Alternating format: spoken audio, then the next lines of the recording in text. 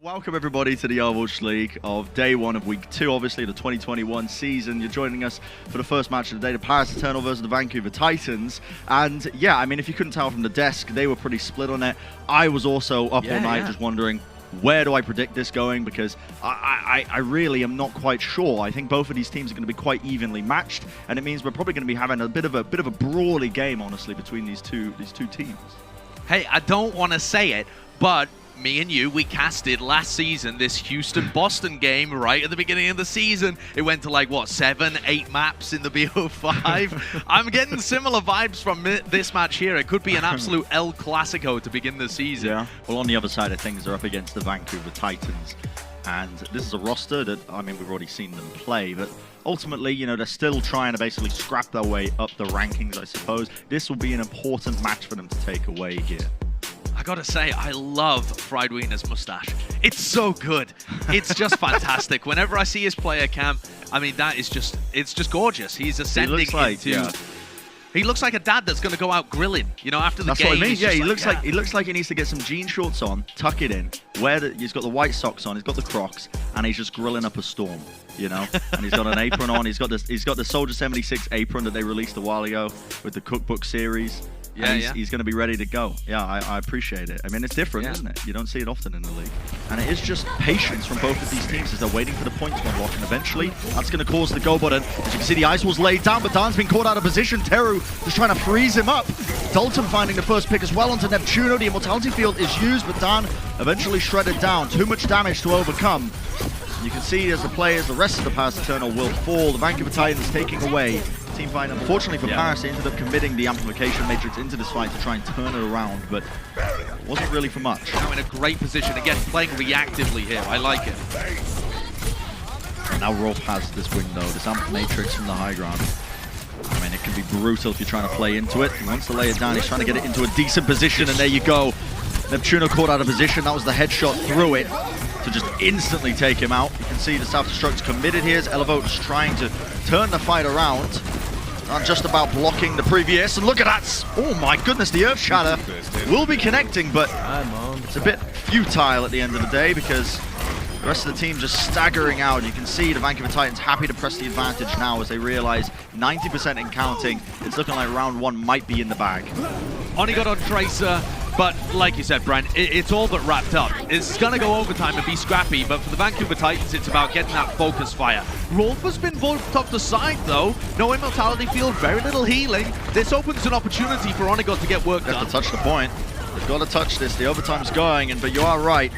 An opportunity for them still. Neptuno going to be caught up as well in the hammer swings, and the ultimate's not even necessary here. Shredlock holding on to the Earth Shatter, saving it for the next round, apparently. There's going to be 100-0 for the Vancouver Titans, and immediately, once again, as was preordained, the prophecies were true. Danny Lim off to a roaring start. As well as it is going to be a brawl inside. Dan will fall as the Immortality Field just wasn't quite connecting onto him with that. The line of sight just out of reach. And they're going to be pushing for all of these kills. Naga did not intend to boost Dalton up on that wall. The wall was supposed to cut him off. A huge gravitic flux. The reactive shatter comes out from Dan to try and turn it. A sound barrier, though, traded by both these teams, but it's not good enough, man. 90% in counting. The self-destruct doesn't get anything. And the Vancouver Titans, what a vice grip they've got so far in this map. Neptuno's going to desperately try and keep this overtime going, trying to keep his team in it, but they're just being pressured from every single angle of what's going on. And there you have it, the Vancouver Titans taking map number 1. Yeah, and that's what it feels like. They're just kind of taking split fights all over the place, letting the time and the pressure get to their heads. You have to stop that car. No, you have to stop the car. Oh, no. Well, that's the problem with Suna dying there, though. Suna is the guy who needs to be playing around the floor, using his blinks and his recalls to contest the objective. You can't just have your tanks ping-ponging onto it. That's not really how this comp works. You don't want your Zarya on the low ground and your Shredlock actually with the nano boost applied to him, wrapping around a bit of a pincer as well as he came from behind, and nobody's paying attention to him. And he's built up a primal rage just by himself. No one focusing him down. They're going to get punished for it. Paris Eternal losing this team fight now in a pretty critical position because it means now this card's going to get pushed up and the players can start to try and take away some of this high ground before the Paris Eternal can re-engage. So again, doesn't What quite he work. got? What he got though, turning things What around. he got from the side? The Deadeye catching 2 players, both the tanks gone.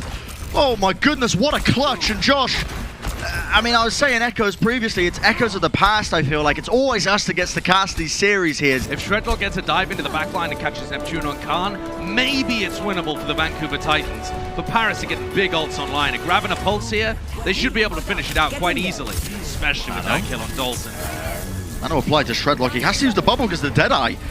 I mean, he's just been keeping it way too long. He didn't burst the bubble in time, so he will survive. But a lot of resources poured into him to keep him alive as the overtime's going. Linksa has to roll forward to try and contest this one, but the grab onto the high ground. That's beautiful from Elevote. It's going to keep him locked up and away from this point. And the Vancouver Titans are only capable of pushing it in just before the end of this hangar phase. So a real solid win condition now for the Paris Eternal. Now you can see Shredlock, he does have a little bit of the Primal Rage left. Just about got his bubble as well, but he's 100 HP being bursted. His bubble actually dropped to the low ground as well. He's in a precarious position and they've been burnt down, locked up. The grab connects. The Deadeye from afar. Onigod looking to just try and seal the deal here and put a map on the board now for the Paris Eternal. Linksa pushed away from the high ground. He was one of the last deterrents away from it. And the Paris Eternal, as cleanly as it will do, they're going to be taking map number 2 here, bringing us to an even score line in this series. Okay, that was a little lethargic, not exactly sure what was going on there. And Onigod doesn't think about where his teleporter's going, doesn't know there's a wall in front of him. And Paris have just run into the maw. God, it's That could have been brutal. better executed, Brent. That could have been executed better. That is so brutal. I saw Onigod. He's like, "Yep, set down the 3 little turrets, and I'll TP onto point, and it's going to blow somebody up." And there's a nice wall. They almost managed to squeak it away. Remember, they had 77%. The players have to drop down the earth or the sound barrier. It's going to be keeping them nice and healthy. Last-ditch Blizzard.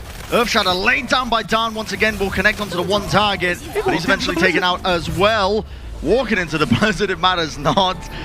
Well, Paris Eternal, they've lost a lot of these players. Swinging away, Dan will fall.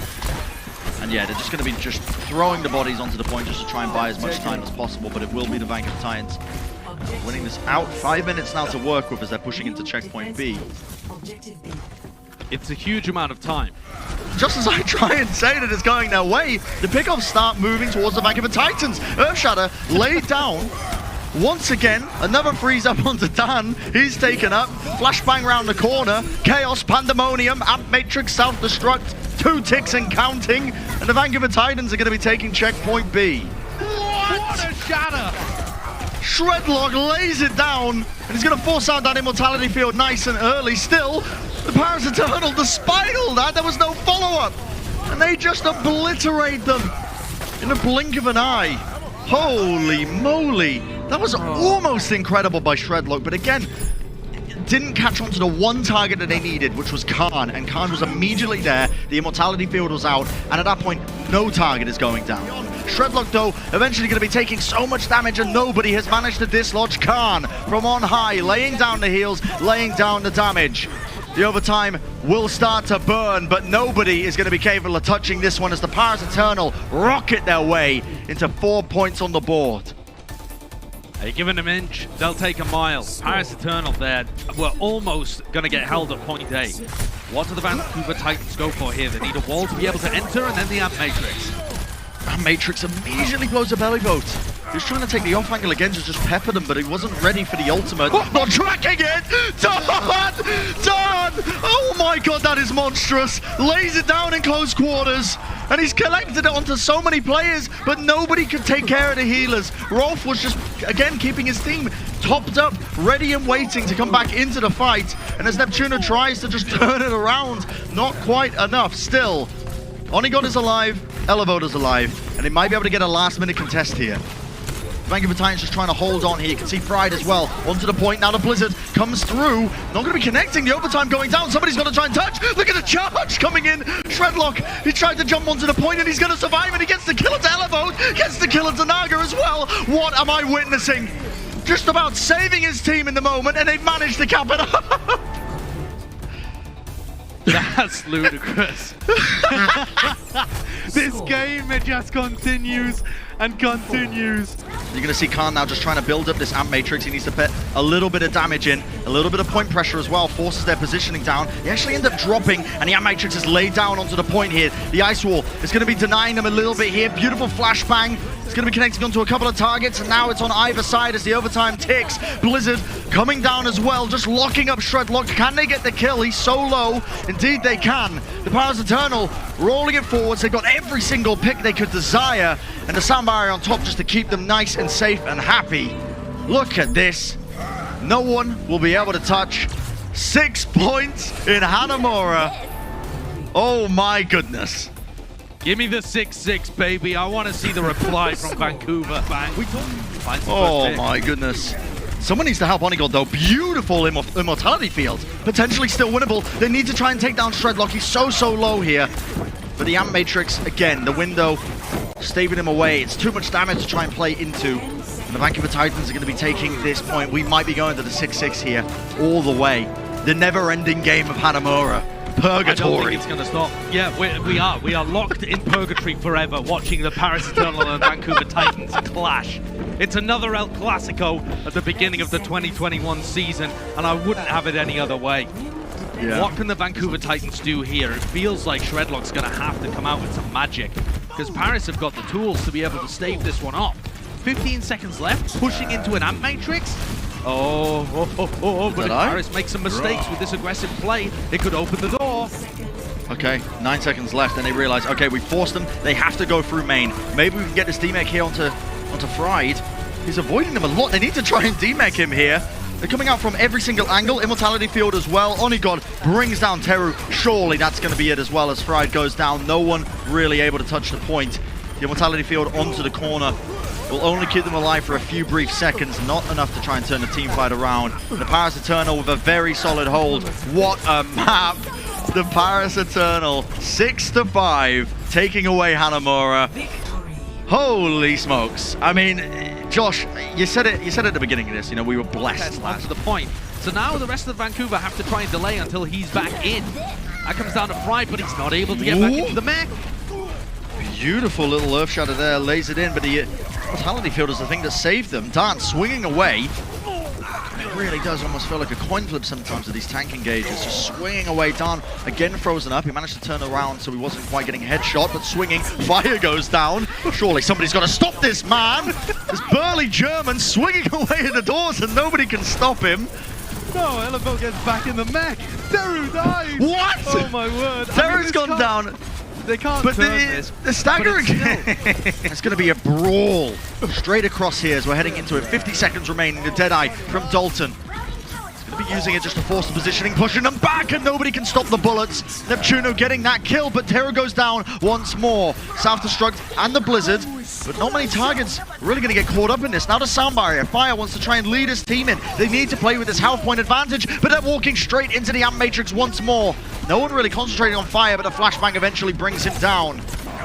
Oh, and this is a wonderful play. Neptuno just about missed his boop when he tried to go for the backline to try and turn it around, and it's kept Dalton back in it. And he set himself up, the Deadeye, the damage from on far.